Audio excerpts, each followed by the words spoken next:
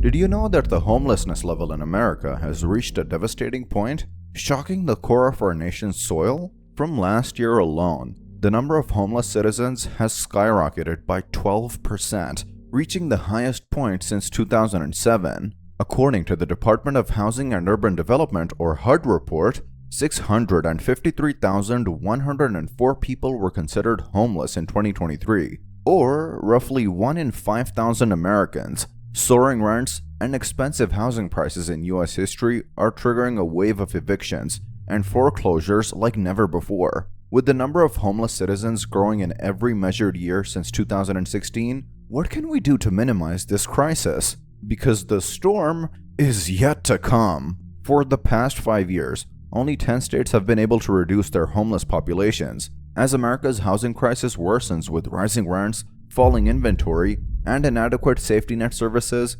millions are left suffering with no roof over their heads. Can you imagine not having a place to call home, a place to rest your head at night, to feel safe and secure? This is the harsh reality for countless individuals across our nation. Statistically, every night, more than 300,000 men, women, and children in the US stay in homeless shelters. But that's only half the story. An additional 200,000 or so spend each night unsheltered, whether on the street or in other locations like subway trains or vehicles. Now, families with children represent a staggering 30% of the US homeless population, and an additional 6% are adults under the age of 25.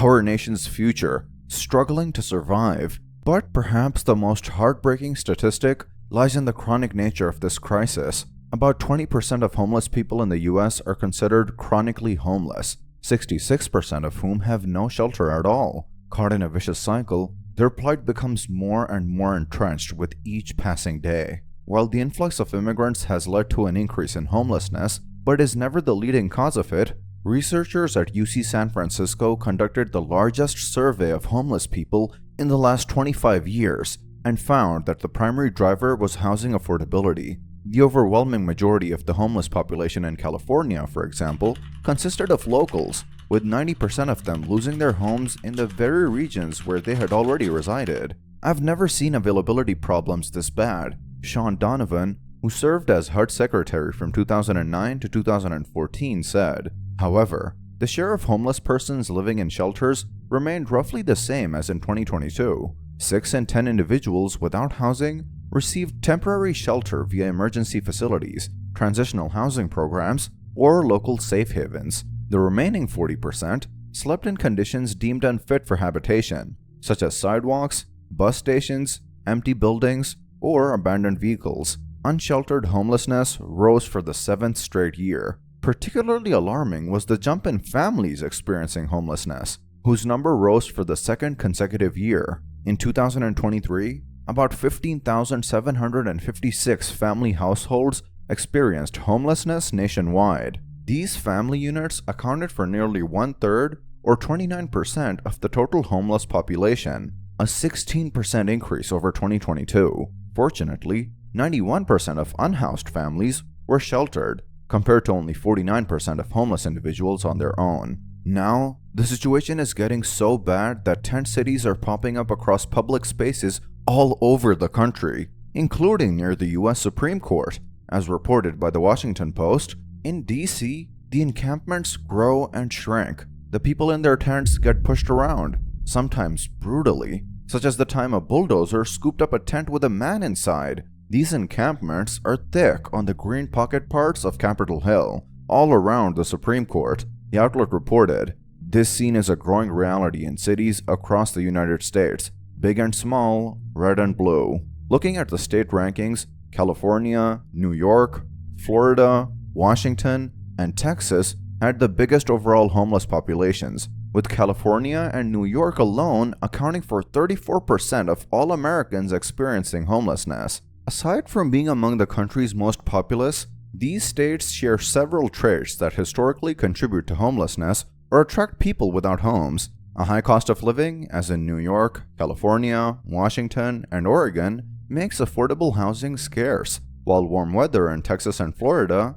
can make states more appealing to those without secure housing. On a per capita basis, The District of Columbia has the nation's most pronounced homeless problem. 1,825 people without homes per 100,000 citizens. Among states, New York posts the highest rate, 1,627 per 100,000. Yet the crisis is not confined to these urban centers. Vermont had the second worst rate. The homeless population increased in 41 states between 2022 and 2023, with New Hampshire recording the most dramatic escalation. The population of people experiencing homelessness there increased 52% year over year. In terms of raw numbers, New York's unhoused population increased most, rising by nearly 60,000, representing a 39% increase from 2022. The number of people experiencing homelessness in various cities in the United States shows that New York City has the highest number of homeless people, with 128,500,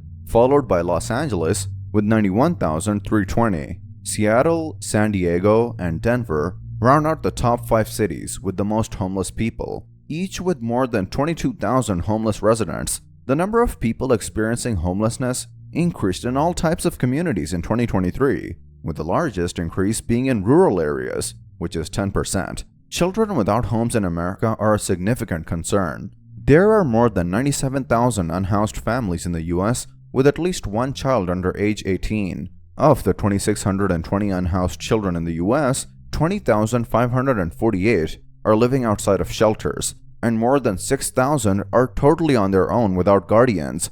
Beyond the children under 18, another 64,147 young adults aged from 18 to 24 live alone and unhoused. Worse yet, most advocates warn that this number may be low, as homeless children and youths are notoriously undercounted. This resurgent crisis of underage homelessness threatens to undo a decade of steady progress. The number of people and families with minor children experiencing homelessness had dropped by 1/3 in 10 years, but last year, the total jumped 16%, growing by more than 35,000. Massachusetts has the highest proportion of childhood homelessness. 39% of its unhoused population is under age 18. Other states with serious problems include Maine, which is 29%, Minnesota and New York, which is 28% each, and Delaware, with 27%. Setting better examples are Wyoming and Nevada,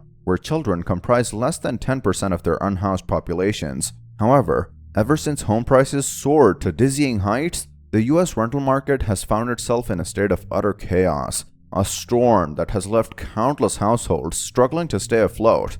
Through a meticulous analysis of census and real estate data, the researchers at Harvard said that half of all American households found themselves trapped in a financial strain, dedicating 30% to 50% of their monthly earnings to the relentless demands of housing. But for millions of tenants, the situation was even more dire. 12 million individuals were classified as severely cost-burdened. They were forced to surrender more than half of their monthly income to rent and utilities, a 14% surge from the pre-pandemic era. Yet, amid these rising costs, one group emerged as the hardest hit, those earning between $45,000 and $74,000 per year. For them, the onslaught of soaring rents was nothing short of a financial tsunami, with 41% of their hard-earned paychecks swept away by the relentless tide of housing expenses, as revealed by the Joint Center for Housing Studies. Speaking of the causes of the homelessness crisis in the United States, a primary driver of homelessness is the lack of affordable housing. Rents and home prices have skyrocketed across the nation, far outpacing wage growth, particularly for low-income earners. Minimum wage jobs often struggle to cover basic necessities, leaving individuals and families vulnerable to eviction and a perilous slide into homelessness. However, in 1971, 62% of the population fell into the middle-class category. In 2024, only 48% of Americans qualified for this category, according to a study from the Pew Research Center. With the growing income gap, today's middle class is becoming much poorer than in previous generations.